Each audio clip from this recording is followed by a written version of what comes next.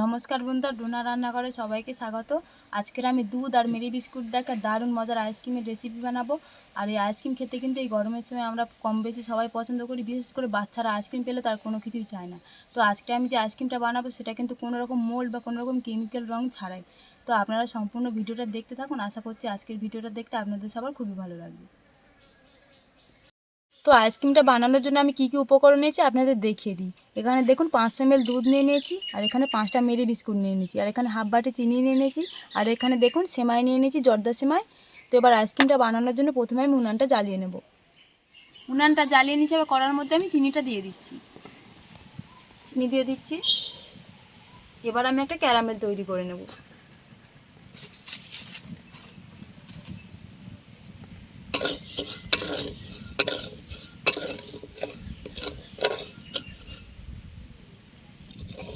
দেখুন চিনিটা কিন্তু অনেকটাই গলে গিয়েছে, এরকম নাড়তে নাড়তে কিন্তু একদমই গলে যাবে। দেখুন চিনিটা কিন্তু একদম গলে গিয়েছে আর ক্যারামেল তৈরি হয়ে গিয়েছে। এবার এই সময় আমি যে দুধটা নিয়েছিলাম সেই দুধটা দিয়ে দিচ্ছি। দুধটা আমি আগে থেকে ছেঁকে নিয়েছিলাম।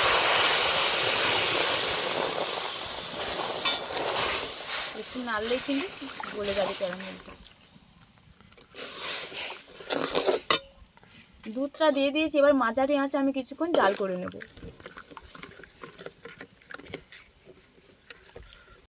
দেখুন ক্যারামেলটা যে ডেলা পাকিয়েছিল সেটা কিন্তু একটু গরম হতেই কিন্তু একদম গুলে গিয়েছে। দেখুন এইভাবে আমি কিছুক্ষণ জাল করে নেব।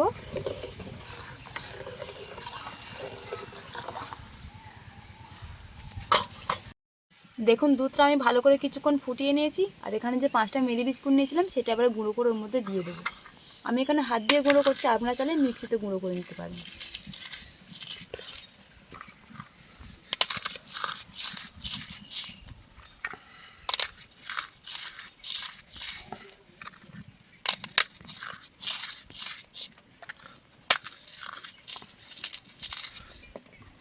এবার যে সেমাইটা নিয়েছিলাম সেটার মধ্যে দিয়ে দিচ্ছি।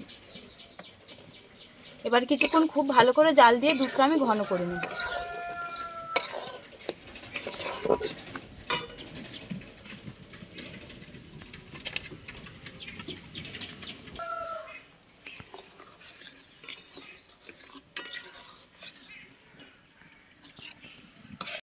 দেখুন বিস্কুট আর সেমাইটাতে 2 মিনিটের মতন আমি জাল করে নিচ্ছি। আর দেখুন কতটা ঘন হয়েছে, আর দেখতেও কিন্তু খুব সুন্দর হয়েছে।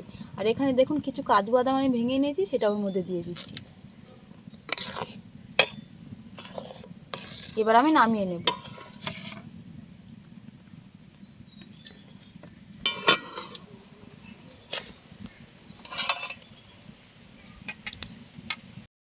তো দেখুন আমি দুধটা কিন্তু নামিয়ে নিয়েছি। এবার খুব ভালো করে কিন্তু আমি ঠান্ডা করে নেব। আর আইসক্রিমগুলো বসানোর জন্য দেখুন এখানে আমি গ্লাস নিয়ে নিয়েছি। এই গ্লাসের মধ্যে ঠান্ডা করে তবেই কিন্তু ভরবো।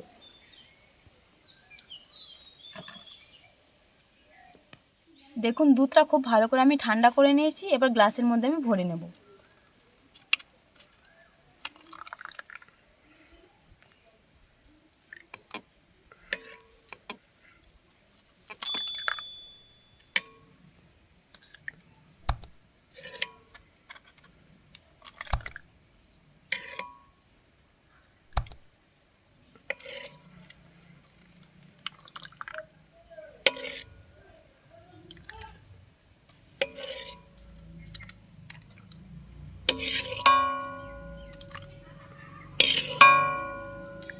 তো দেখুন বন্ধুরা দুধগুলো কিন্তু আমার গ্লাসের মধ্যে ভরা হয়ে গিয়েছে। এবার এইভাবে 7-8 ঘন্টার মতন আমি ডিপ ফ্রিজে রেখে দেবো। আর দেখুন এখানে আমি আইসক্রিমের কাঠি নিয়ে নিয়েছি। এই কাঠিগুলো কিন্তু এখন দেবো না, এখন দিলে আইসক্রিমের কাঠিগুলো বেঁকে যেতে পারে। তাই 3-4 ঘন্টা পরে আমি খুলে দেখবো, যখন একটু শক্ত শক্ত মতন হবে তখন আমি কাঠিগুলো দিয়ে দেবো। তো বন্ধুরা আইসক্রিমগুলো আমি তৈরি করে 7-8 ঘন্টার মতন ডিপ ফ্রিজে রেখে দিয়েছিলাম। আর দেখুন কত সুন্দর হয়েছে। এই দেখুন আইসক্রিমগুলো কত সুন্দর সেট হয়েছে, দেখুন কত সুন্দর জমে হয়েছে, দেখুন একদম কিন্তু টাইট হয়ে আছে দেখুন। আর খুব সুন্দর কিন্তু কালারও এসেছে। এবার আমি ছাড়িয়ে নেব। এই দেখুন খুব সুন্দর কিন্তু ছেড়েও আসছে। আর কত সুন্দর হয়েছে না।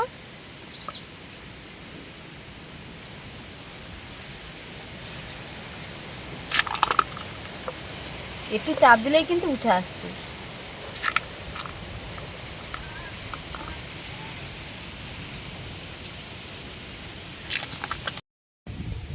দেখুন আইসক্রিমগুলো কত সুন্দর হয়েছে, কেউ দেখে বলতেই পারবে না যে বাড়িতে বানানো না দোকান থেকে কেনা। খুব সুন্দর দেখতে লাগছে কিন্তু একদম দোকানের মতো। একবার এইভাবে বাড়িতে বানিয়ে দেখবেন, খুব ভালো লাগবে খেতে কিন্তু। এবার আমি আইসক্রিমটা খেয়ে দেখবো কেমন হয়েছে।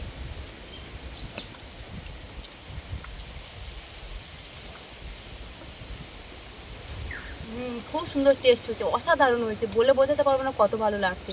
আর যদি এইসব আইসক্রিম করে বাচ্চাদেরকে দেন তারা তো খুব খুশি হবে।